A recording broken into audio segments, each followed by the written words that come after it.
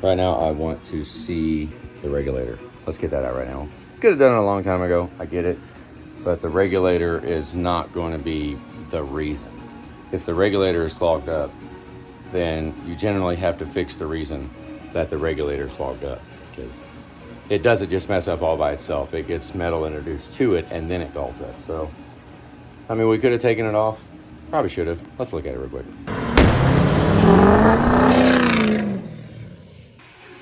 Let's see if it comes out. Generally, you take the regulator off, not upside down. Pull the spring out. Let's see if this is bound up. No, not at all. Not even a little bit. Let's go all the way in it. Oh.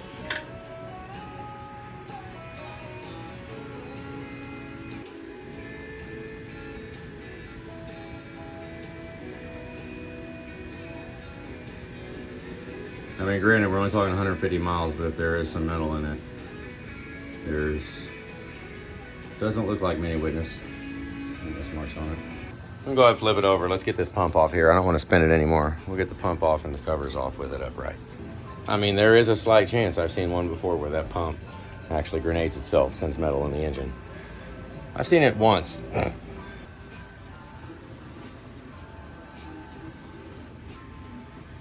There might be some little bitty specks in there, but not much.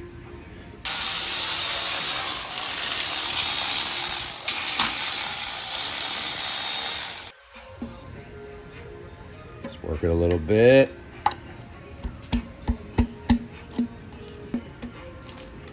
There you go.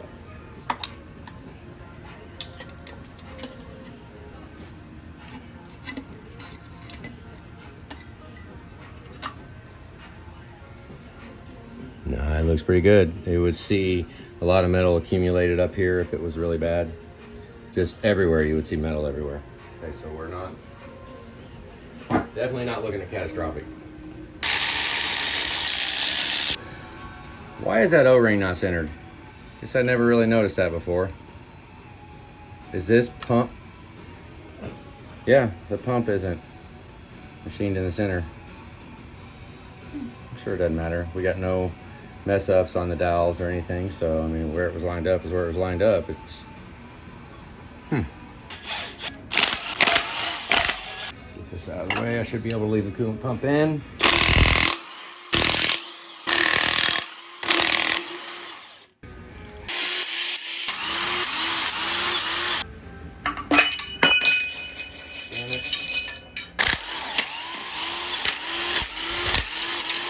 We're trying to get the low pressure pump cover off. You've got this little ridge right here, and you've got a little lip down here on the bottom too, right next to the dowels. Now if you just go in at an angle, crack it like that, and just get it off the dowel is what we're trying to do. Once it comes off the dowel, it's all good. Oh yeah, that looks wonderful. There's no ridge in there, that looks good. Let's open up the kit. That sleeve right inside of there is also that sleeve. I always leave that ring in there. That's from previous engine. Loosen it up so it goes all the way around. Throw this little guy on, and that sandwiches it right there. You put this sleeve over the top of it, holds it. Now you don't have to get your freaking die grinder out and do all that crap. Don't. Oh, except maybe you need to hold the crankshaft. Guess I could put an impact on it, or it could hold it.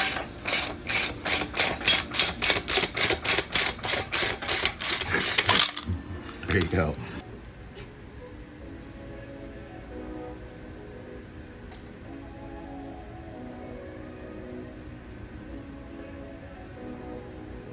Low pressure oil pump in action.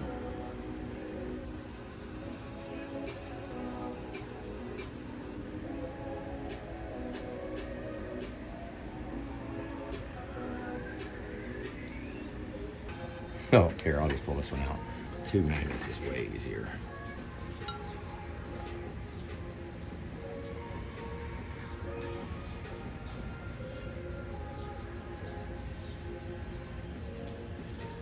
Yeah, no damage.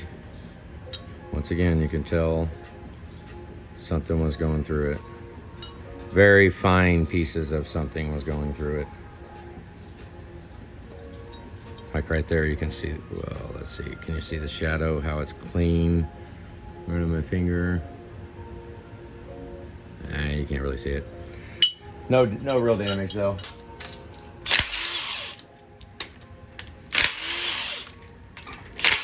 So now if this was a repair that is not going to have the bed plate be replaced, then I would say we need to get a putty knife down in there.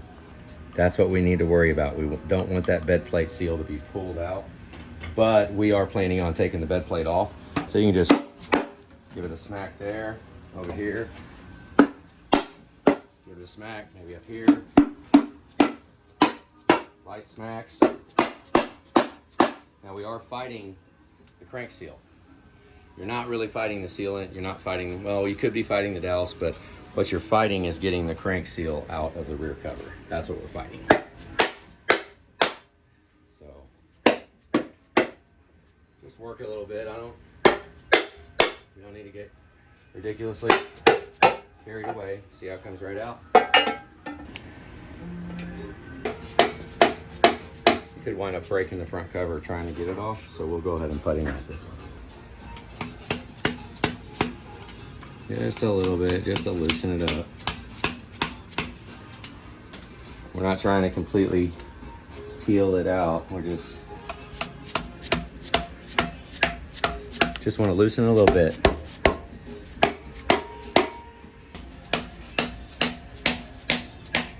We do attach this very well. As you can tell, it's got no bolts in it, and it won't come off. So I'm just going to go around and just give it a couple of little convincings to loosen up.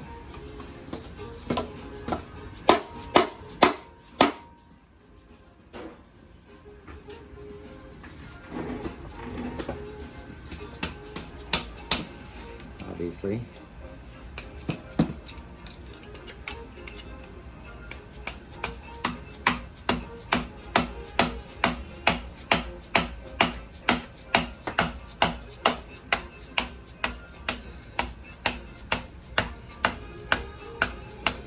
See, there's no dowel right here.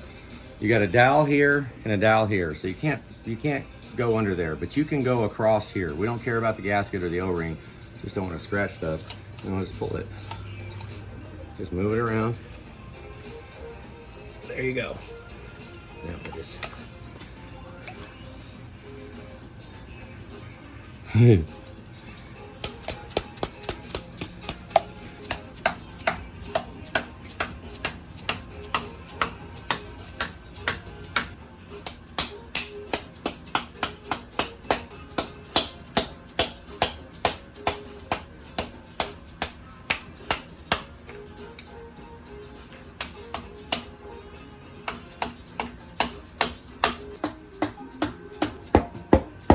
come. There we go.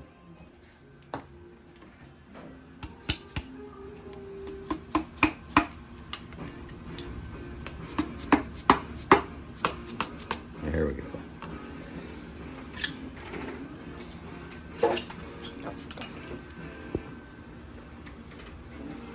Thank God we have massive boneyards. Look, I just need a couple more of these so that I can take the branch tube off and I can take these lifters out one at a time and potentially keep them going in the same direction just in case we're going to reuse them so there's no damage. But we have these here. I don't use any kind of tool for this. Well, I say that. Not a Ford tool, OTC tool. Just hook the top one up and then look, it just sits there. And then you can keep loosening until it goes to there. Now we'll get ready to pull it.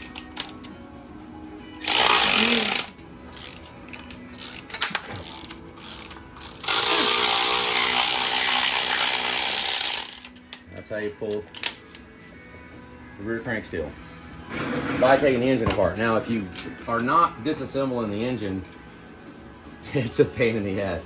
You got to drill holes in here and put a slide hammer in it. While it's installed, if it's in chassis and you're doing a rear main and you're not taking the cover off, you have to drill a hole and drill a hole, put a slide hammer on each of them and pull it out. And it will pop out that way, but it's very, very fun. This, at a certain point, it's a lot easier to just take the rear cover off if you're doing a rear main, but you've got T-joints, so not really. I would If we can get it out without taking all this stuff off, I'm talking as if you're just doing a rear main seal. This is what they call the rear main seal. Go up top and push on them.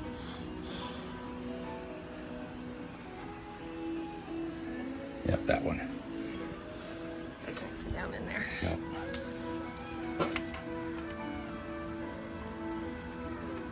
Oh, that was enough to pull out. Now they can go in the same direction that they were going in if we don't see a failure. Now, got one little line in that one.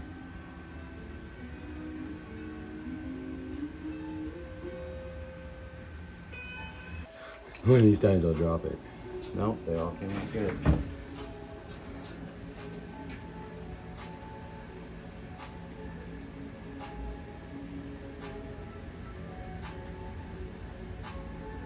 Okay, no, I like those. Okay, so we're gonna mark this one too.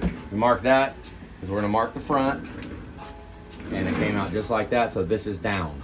These lifters are used to rolling that way now, so I want to keep them going that same way. I don't want to wind up with it like that.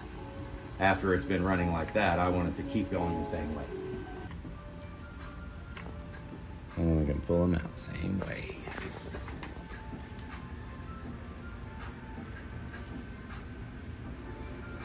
Okay, no damage. So this is back down driver. Okay.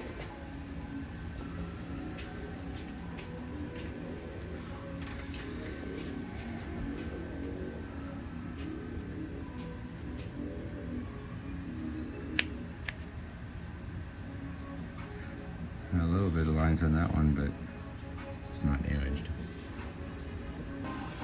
So that's how we're going to store them. Just cover them up. At least they're put in like they're in the engine. You can get them back how they were. There's no failure on these. 4,000s up there. Bam, bam, bam, bam, bam. 4,000s in play, doing it just like this.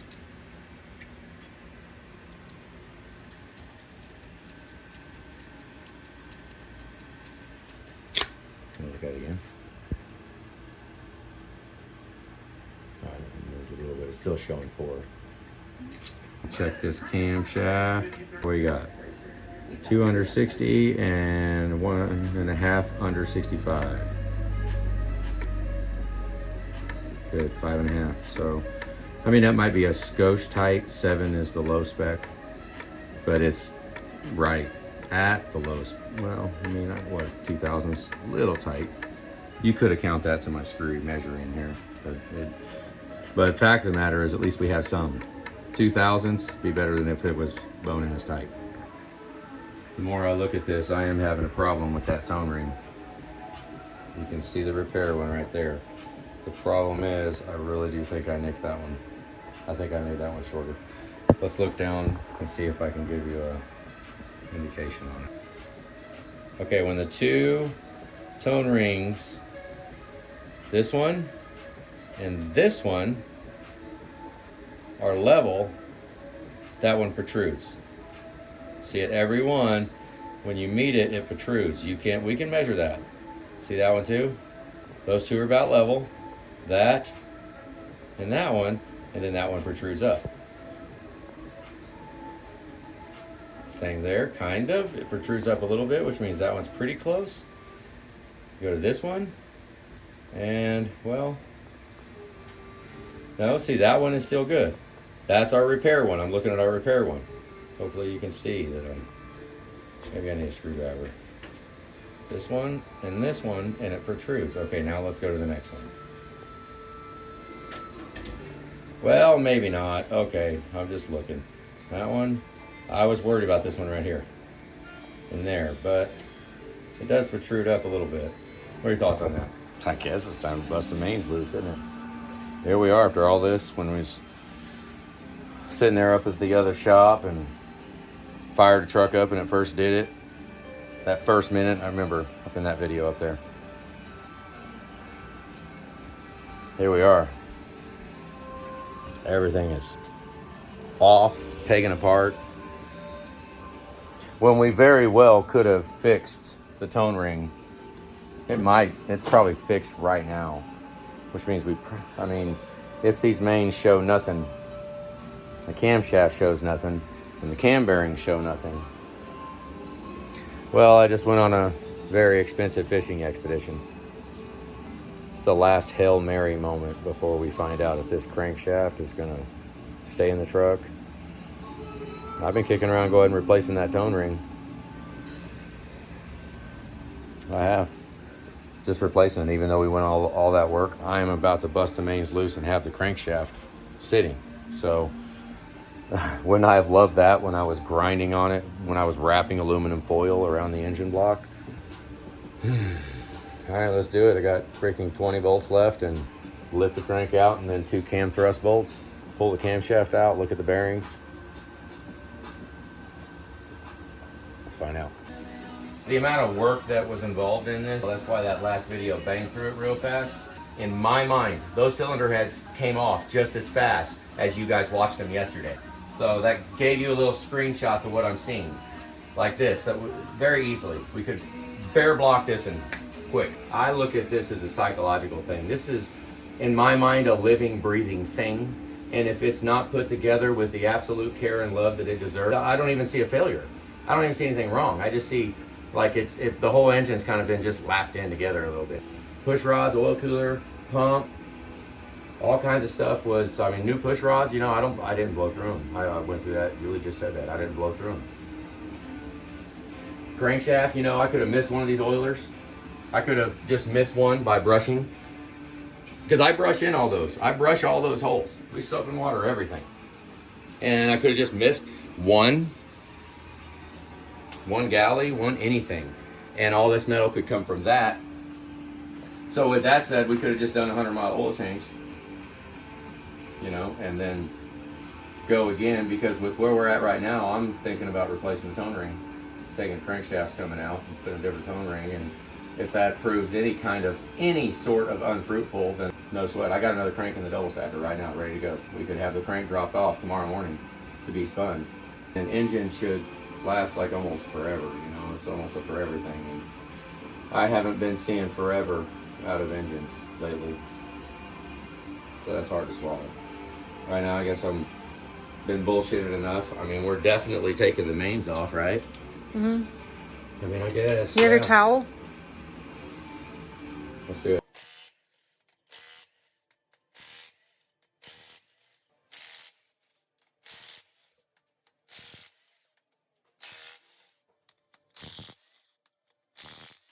Why you wrap the towel around the bolt?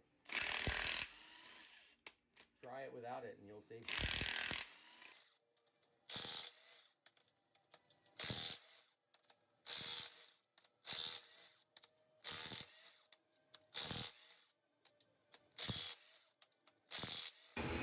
All right, we was talking about connecting rods too. I was talking to Ron about it.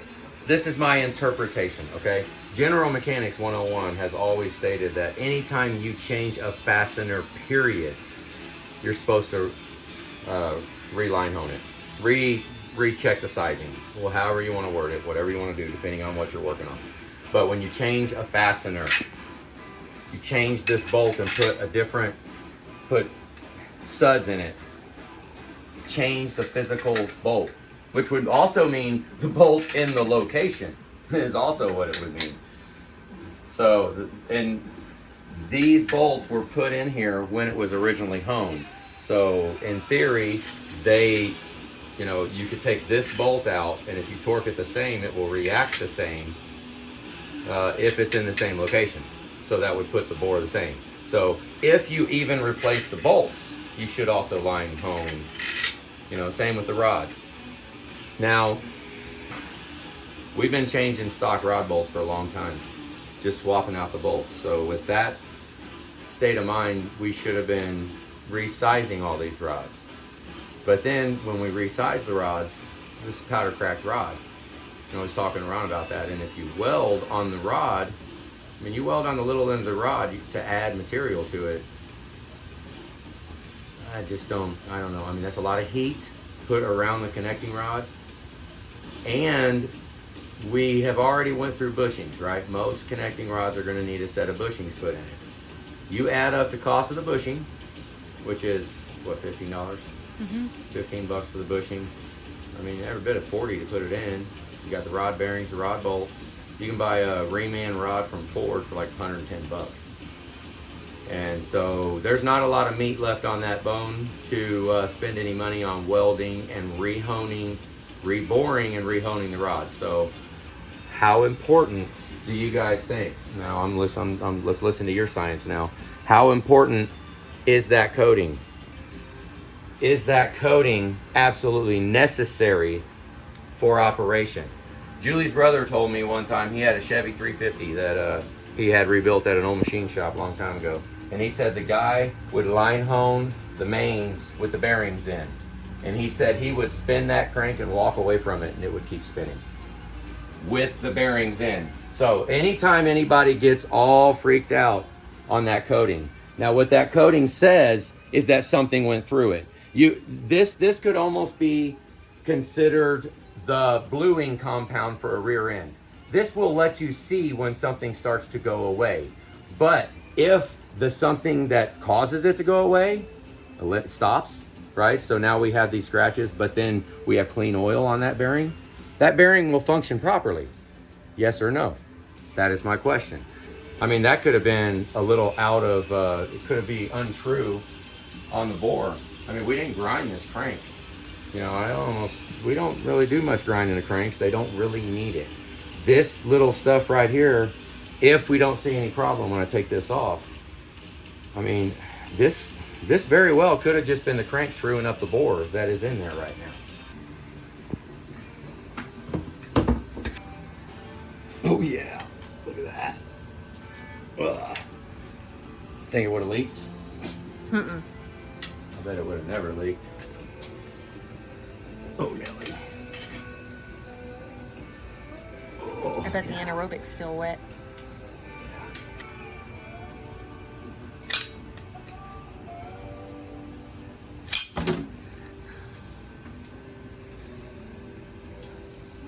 Put up off of it.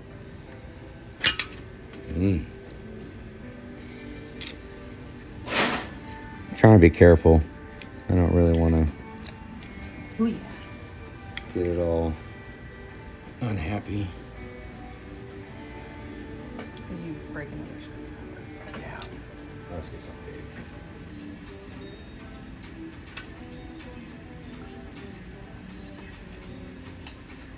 Okay.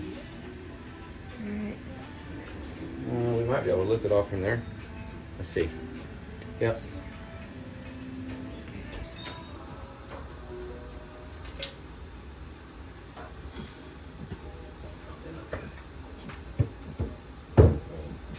Kind of.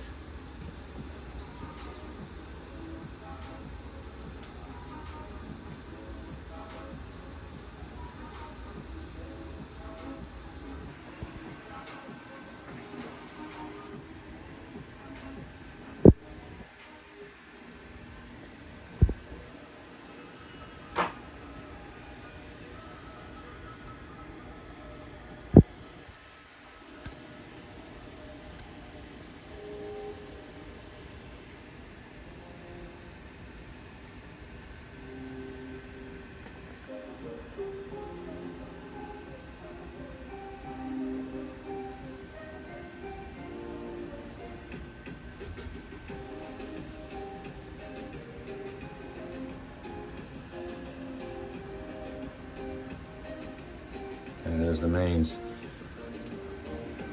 Let's look at the bearings. A little hot and heavy in the middle. Just a little there. Like one spot, almost high spot in the crankshaft.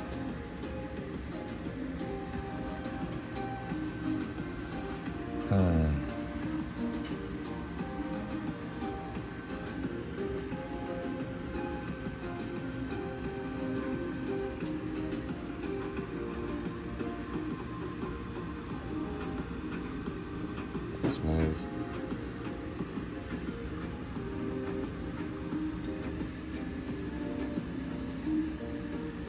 Everything feel, let's see, make sure nothing is moved or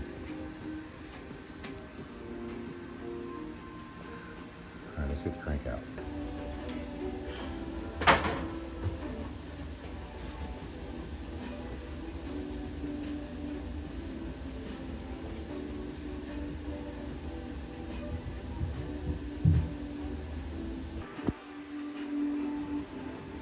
Thrust bearing move.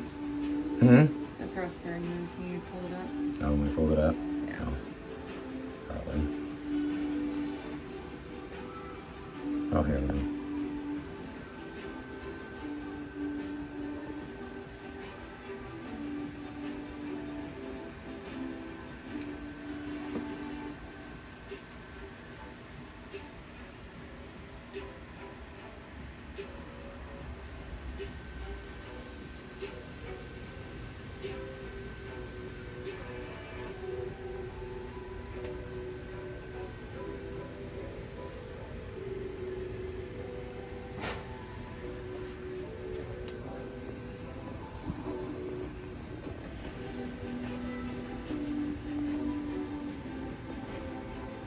Okay.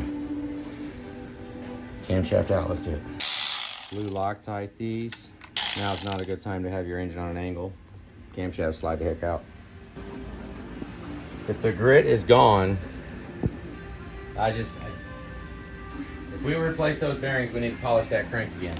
Would you guys replace the bearings? Or do we put it back together? Cam bearings all look, well, cam journals all look good.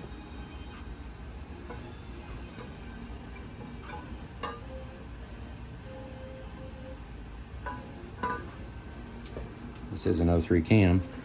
I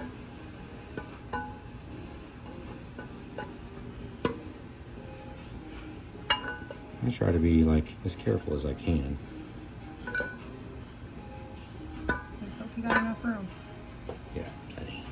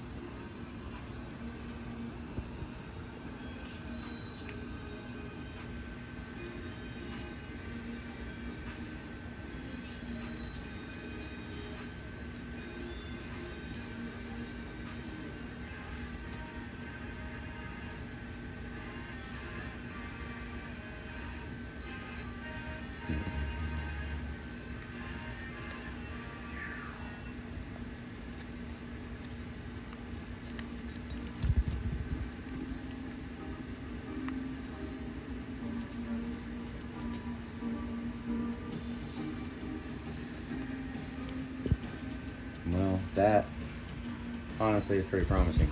So, lifters, camshaft, crankshaft, we could just be looking at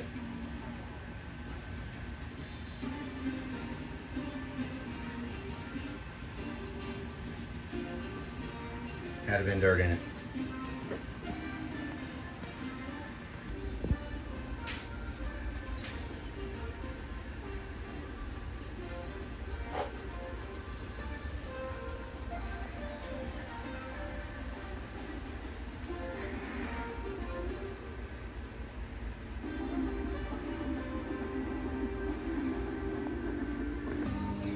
All right, some freaking how we've got to find a moral to this story. There's got to be a moral, and let's look around. And crankshaft. We obviously got some bearing material lost. Connecting rods, we lost some there too. You can see it accumulating on the camshaft. I'm looking first, and then let's turn you around. We looked at the cam, we saw the wear that was starting to accumulate. Not really. It looked, well, there's a little bit of white right there. So the white would indicate the bearing material, the bearing coating. It looked just like the bearing coating. Bearing coating got transferred onto the lifter. The bearing is actually not supposed to touch anything, right? It rides on oil, so it shouldn't touch. So that coating,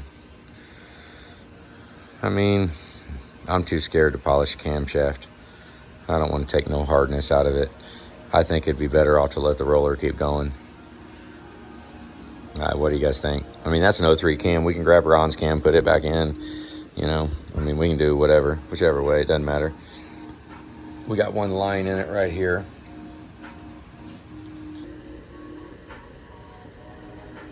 I did see one pretty good hit. Some of those going side to side, that's probably from putting some of the gun in or something. Look at that one, I did see that. Looked like a damn fingernail in there or something.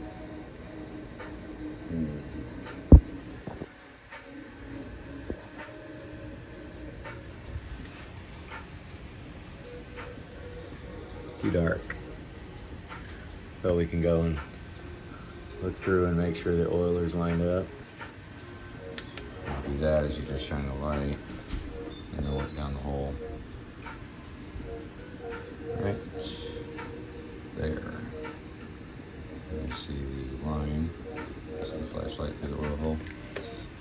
So that's how you check all of these. This flashlight's perfect because look, it just slides right down in there.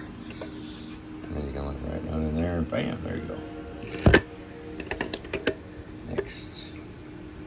It's obviously not a cam. Let's see.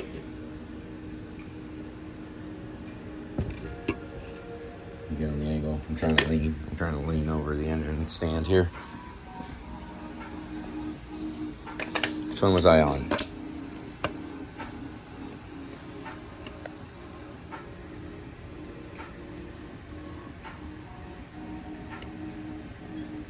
What am I looking at here? And why can't I see through it?